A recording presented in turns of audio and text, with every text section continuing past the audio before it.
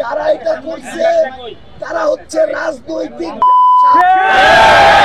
এই কলিজা ছিঁড়ে রাস্তায় ফেলে রাখবো। এই 3টা প্রোগ্রামে পঞ্চগড়ে প্রোগ্রাম চলাকালীন বিদ্যুৎ গেছে। নেসকোর যে মালিক তাকে এবং তার বাপকে জবাব দিতে হবে। প্রোগ্রামের সময় এটা হয়, একদিন হয়তো 2 দিন হয়তো কিচ্ছু বলতাম না, 3 দিনের 3 দিনই এটা হয়েছে। যারা এটা করছে তারা হচ্ছে রাজনৈতিক এই রাজনৈতিক দেউলিয়াদেরকে আমরা দেখে নিব তাদের কলিজা কত বড়, কলিজা ছিঁড়ে রাস্তায় ফেলে রাখবো।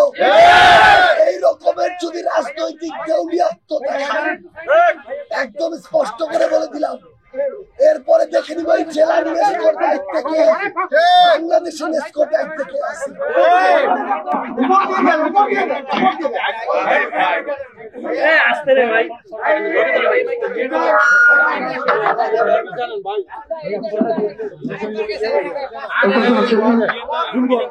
আমি নেসকো এবং নেসকো সংশ্লিষ্ট যারা আছে আপনাদেরকে একদম হুঁশিয়ার করে একটা কথা বলি। এনসিপি বিগত 1 মাসে 3টা প্রোগ্রাম করেছে। 3 দিনের প্রোগ্রামের সময় আপনাদের বিদ্যুৎ গিয়েছে। একদিন হয়তো 2 দিন হয়তো কিচ্ছু বলতাম না। যখন প্রত্যেকবার হয় আমরা মনে করি আপনার এক একজন রাজনৈতিক ব্যবসা, আপনারা রাজনৈতিক দেউলিয়া, আপনারা রাজনৈতিক জাদুকর, আপনারা রাজনৈতিক এক একজন তোষামতকারী পাচাটা। এই জন্য এনসিপির প্রোগ্রামের সময় প্রত্যেকবার এইটা হয়।